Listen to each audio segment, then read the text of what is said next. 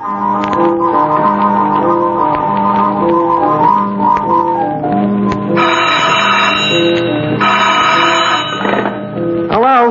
Duffy's Tavern, where the elite meet to eat. Special today, pig's pickled feet.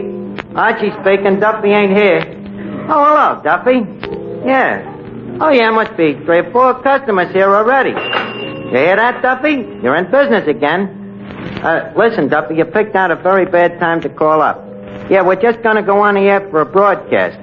Now, wait a minute, Duffy. Don't get all excited. It ain't costing a cent. No, the network's doing it for prestige. Well, now, Duffy, I can't brandy words with you now. We're just going on the air, I'm telling you. Goodbye, Duffy. I'll see you later.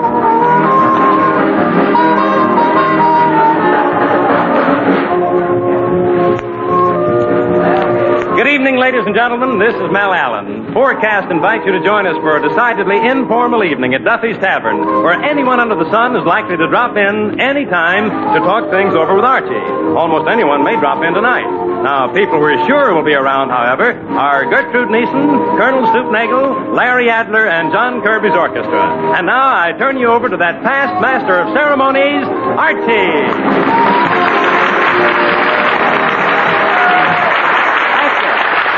Thank you very much. Good evening, ladies and gentlemen. This is the voice of Duffy's Tavern speaking, formerly Duffy's Bar and Grill and still owned by the same proprietorship.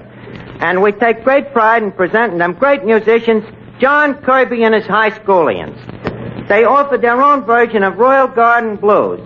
You will note that in the second chorus, the piccolo player hits a note so high that it can only be heard by a dog.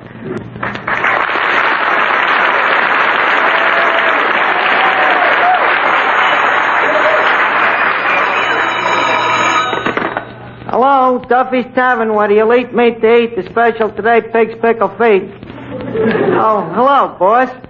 Hey, how'd you like Kirby's band? They what? Duffy, they do not. Well, I see what you mean. Mm-hmm. Yeah. What is it, Archie? It's Duffy, Mr. Kirby. He says he thinks your band is great. All right, Duffy, I know. I can't tell a guy that, though. You don't understand artists, Duffy. You know, they're much more insensible than you and me. You gotta tolerate them. But Duffy, you haven't liked nothing since Chauncey Olcott cracked up on Mother McCree. You're living in a graveyard full of Irish tennis. Wait a minute, Duffy. Gertrude Neeson, the new floor show just walked in. What? All right, I'll tell her. I'll speak to you later. Good evening, Miss Neeson. Hi, Archie. Say, Miss Neeson, I hate to, I hate to bury sleeping dogs, but Duffy has been complaining about you. Oh, what's old Novocaine brain squawking about now? Well, he claims you insulted his best customer, Mr. Feldeva K. Beldorf. Was you out to dinner with Beldorf last night? Yes, and I'll never go out with that crumb again. Huh? You know what happened? He asked me to go out to dinner last night, so I go with him. Well, you know how I never like a strange man to pay for my meals. Yeah, I know. Yeah. So I said to him, Mr. Beldorf, I insist that this dinner should be Dutch. But he said he absolutely wouldn't hear of it. Well, that's nice. He said I had to pay for him, too. That's Beldorf, so what did you do? Oh, I did what any lady would do. I broke a plate over his head. What else could you do? Well, frankly, as man to man, do you think that breaking a plate of soup over a guy's head should be construed as an insult? No, but Beldorf's a little hypersensitive. Don't like those things. I'll explain it to Duffy, though. By the way, Duffy ain't never heard them golden tones of yours, Miss Neeson. You know, I've told him about you being a great star of the movies and the radio, and when I mentioned that you have been on the stage, he says he had one request. Look, Archie, even to please Duffy, I will not recite Casey at the bat. Well, all right, then. But would you mind rendering the customers with a song? All right, I'll do something especially for Mr. Duffy. Does he rumba? An amusing question, Miss Neeson. Proceed ahead. Good evening. Duffy's Tavern, where the elite meet to eat. Today's special pig's pickled feet. Archie speaking. Duffy ain't here. Oh, it's you again, Duffy. Say, Duffy, do I have to say that poem you made up every time I answer the phone? All right, I'll say it. Only we're going to be in trouble when the special is corned beef hash. Say, by the way, what did you think of Gertrude Neeson singing? What? Well, gee, Duffy, some people like her. What? A little more pizzicato. All right, I'll tell her. He says you should have sang louder, Miss Neeson. Let me have that phone. So, you didn't like my singing, Mr. Duffy. And you're the greatest living authority on Irish tenors. You call what you're doing living? Oh, so your wife says a girl who sings like I do would smoke cigarettes. Listen, you crummy old broken-down barfly, you miserable no-good four-flushing... What? Yes, you can call me Gertrude. And furthermore, lame brain, if I had the wings of an angel, I'd beat your brains out with them. Goodbye.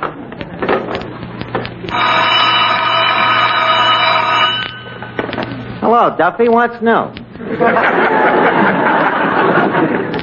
Duffy, you and your Irish tenors. Wait a minute, Colonel Stoopnagel just come in there. Good evening, Colonel. Harding, Screechy.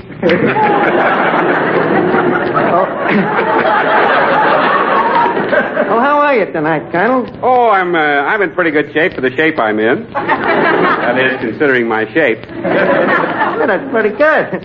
Have a cigar, Colonel? Yes, I have. Thanks. I'll be right with you, Colonel. Have a seat. Hello, Duffy. The Colonel's got a look in his eye like a $3 porterhouse. If I play my cards right, maybe I can sell him a slice off of that Kansas City steer you've been saving for inflation. Well, listen, Duffy, that steer ain't getting no younger. Okay, see you later. Well, Colonel, you sure are a sight to give a person sore eyes. Here, let me take your hat and shotgun.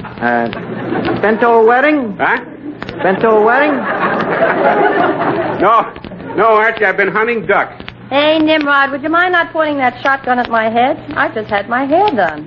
Pardon me, madam, but you don't have to be afraid of this fowling piece, unless you happen to be a duck. Well, she don't happen to be no duck, Colonel. She happens to be a canary. Colonel Stoopnagel, this is Chanteuse, Miss Gertrude Neeson. How do you do? I'm sure.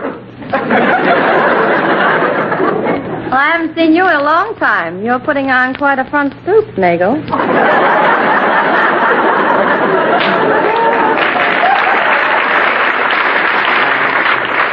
Better give me that foul piece, Colonel, and I'll put it out of harm's way. Hey, careful of that, Archie. That's no ordinary shotgun. It ain't, huh? It's what I call a sawed-on shotgun. Oh. You will also observe that it's made with one barrel on top of the other instead of side by side. It's for shooting ducks who happen to be riding piggyback. That's certainly a very clever blundering bust, Colonel. Blundering bust. Oh, yes. And here's another startling feature about it. One barrel is loaded with bullets, and the other barrel is loaded with nothing. Loaded with nothing? Why is that? Well, the loaded one's for shooting ducks, and the unloaded one is for not shooting innocent bystanders. Oh. Say, Archie, how about that steak for the Colonel? Oh, yeah, thanks for reminding me. I say, Colonel, we got a steak here we've been saving especially for you. Archie, now you're talking. After that duck hunt, I could eat a horse. Colonel, you have placed an order. Nick, that saddle steak for Colonel Stoopnagel. Want me to ride it in, boss? No, just slap it on the rump and hold the kitchen door open. It'll walk in. Oh, good evening, Officer Clancy. What'll it be, the usual absence frappe? Never mind that. Who belongs to the blue sedan parked outside, next to the fire hydrant? Well, what's wrong with that? It's my own fire hydrant. Now listen, you. Now, you listen, Clancy. You're supposed to be a friend of Duffy's. Why do you always come in here annoying the customers? You listen here, Archie, and don't be giving me no back talk. You keep your customers obeying the law, or I'll close you up. Well, you can't close us up. We ain't got a license. Yeah, but I know. Well, don't let it happen again. Okay, Clancy. Holy smoke, Colonel. If he ever finds out we really got a license, we're going to be in trouble. Well, don't worry, Archie. I've got a pull with the mayor. I can arrange to have your license revoked. Oh, thanks. Thanks very much, Miss Nathan. Oh, nothing at all. Say, Archie. Yes, Colonel. Could I interest you in this thing here that I've just invented? Well, what is it, Colonel? To me, it looks just like a door. A door it is. It's a bathroom door that you don't have to wait outside of. You don't have to wait outside of it. Well, why is that, Colonel? Because it opens into a closet. Gosh, Colonel, you sure have got a furtive mind. I'll bet you'd have a million suggestions how to improve this place. Well, I have one idea you might use, Archie. I've just invented a brand new drink. It's made by brewing malt and yeast and hops together, and the result is a tangy, golden liquid with a frothy head on it. But, Colonel, we got that here. That's beer. That's odd. That's what I call mine. Now, wait a minute, Colonel. Beer was invented more than 2,000 years ago. Really? It seems like only yesterday. Say, Colonel, have you ever tried your hand at inventing an Irish tenor? Why? Well, Duffy says either I either get an Irish tenor or I'm fired. My boy, never despair. I, Colonel Lemuel Q. Stoopnagle, am an Irish tenor. Aretha, we're saved. Oh, but wait a minute. Duffy only likes Irish tenors. Ah, sure, me old mother was a queen of the queens of County Down. Ah, she was indeed. Indeed, she was. How well I remember me mother and I. Colonel. Over in the cold. Hey, Colonel. Outdoor water. Hey, Colonel. Colonel, can you sing with a kind of a catch in your voice, maybe? Listen, Archie, when you hear me sing My Wild Irish Rose, you'll hear the lakes of Killarney. You'll hear the Shannon River flowing softly down to the sea. You'll hear the lilt of Irish laughter, the salt of Irish tears, the beat of brave Irish hearts, and the wail of the Irish banshee. Oh, she was indeed! Indeed, she was! See what I mean, Archie? Yeah, that's just what I'm afraid of. If it ain't done right, Duffy will be on that phone quicker than Jack Robinson and tear the roof off me. Don't worry about a thing, Archie. This will be magnificent. To the pipes, Mr. Kirby. My wild Irish rose. Colonel, I think you better stop. You may look at. Hello? This is Finnegan's Pharmacy. This is Finnegan the pharmacist speaking. All right, Duffy, don't get so excited. All right, well, he stopped, didn't he? What? Oh, Duffy. Look, that ain't possible. No, Duffy, it is not possible. All right. Hey, what was that, Archie? Nothing. We had a request, that's all. Well, I'm always glad to oblige. What was the request? Never mind, you couldn't do it. Say, Archie. Look who just came in. You know Larry Adler, the harmonica player. Why, sure. How are you, Mr. Adler? Glad to see you. Hello, Archie. Nice seeing you again. Say, Archie, you know Larry Adler happens to be the finest harmonica player in the world. You think Duffy would like a sample of his talent? That Duffy don't want guys with talent. He wants Irish tenors. Well, Archie, if it'll help at all, I know a million Irish tunes. Say, Mr. Adler, do you know Danny Boy? Duffy always liked that one. Sure, me boy. Oh, I know it well. Okay. Well, let's take a chance on Mr. Adler. But, Mr. Allen, when you announce him, you know, there's no use confusing Duffy about the man's name. You know what I mean. Yeah. Yeah. I get it, Archie. I get it. I wonder if that could be Duffy. Hello?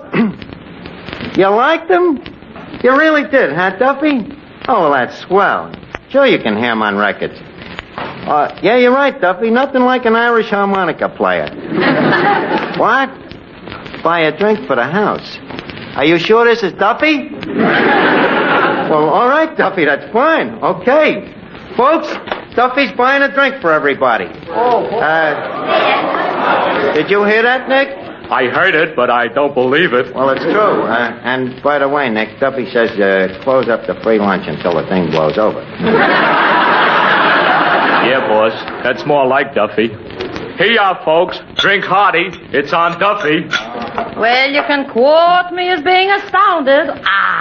Hey, you don't often get Duffy in such a monogamous mood. Well, here goes.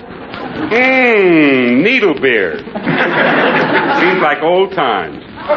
Which reminds me, Archie, whatever became of your old friend, Two-Top Gruskin? Two-Top Gruskin? What is it?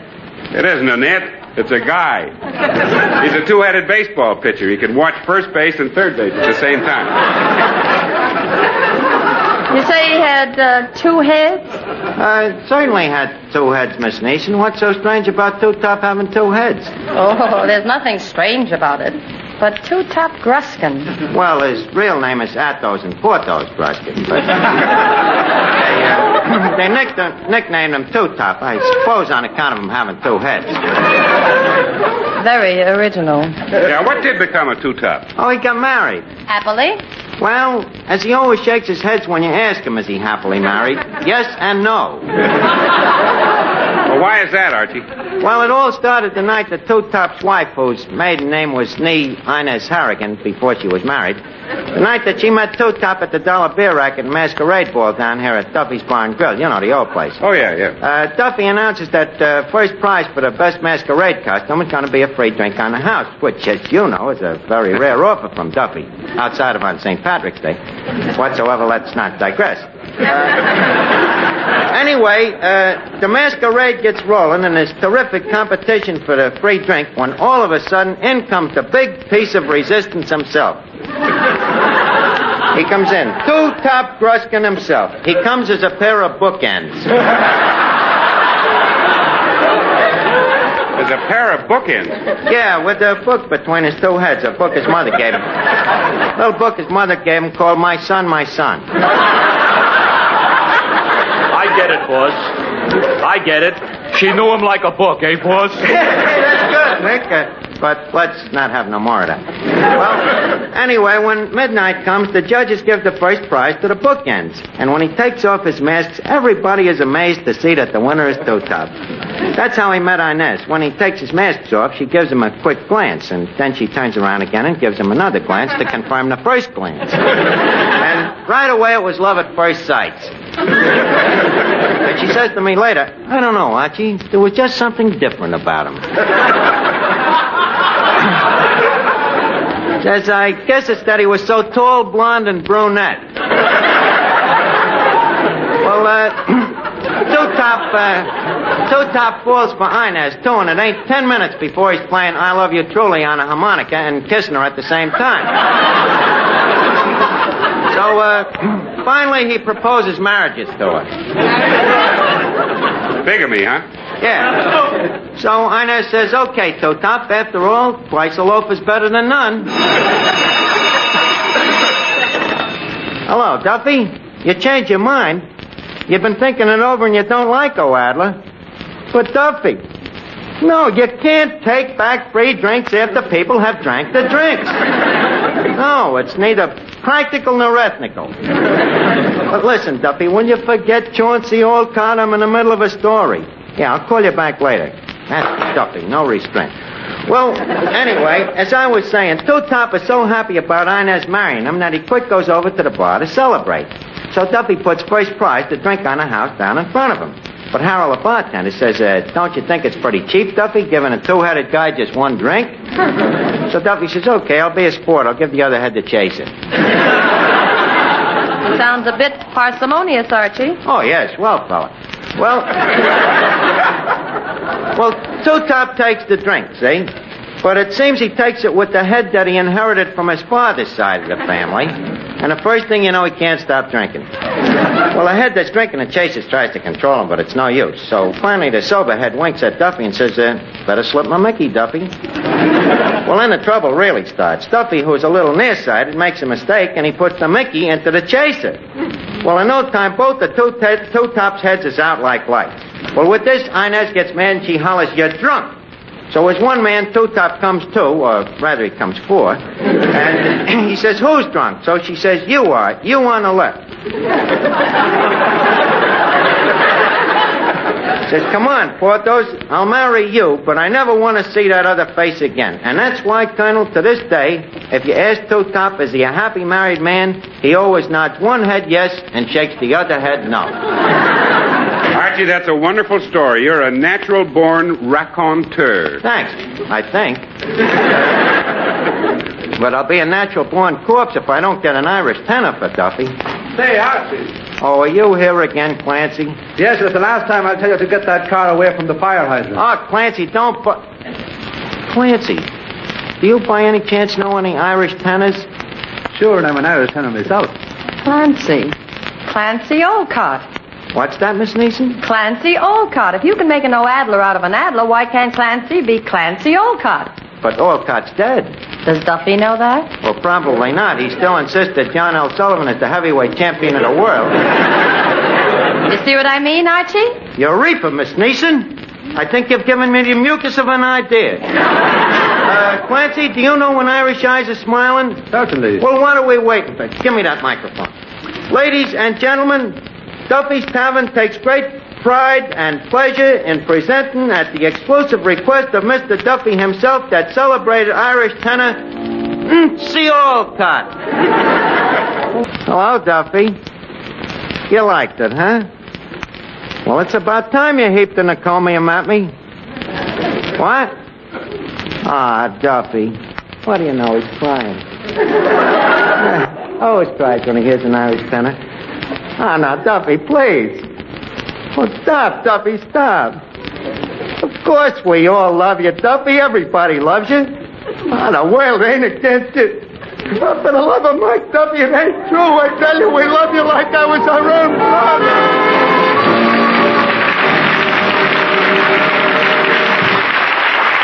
That will give you a rough idea of what Duffy's Tavern will be like when and if it reaches the air regularly. Tonight's program, like each forecast show, is intended as a sample broadcast, an illustration of what you may expect of Duffy's Tavern if it eventually becomes a weekly radio feature. If you want to hear more from Archie, from Gertrude Neeson, from John Kirby's orchestra, and from the never audible but always active Duffy himself, write to CBS and tell us so. Your applause will help to make Duffy's Tavern a weekly broadcast feature. Next week, Forecast will present a full-hour show from Hollywood, a large-scale musical variety program called Of Stars and States. The cast, headed by John Bowles, will include Virginia Vale, Nan Gray, Arthur Q. Bryan, and Governor Leo Daniel of Texas. This is the Columbia Broadcasting System.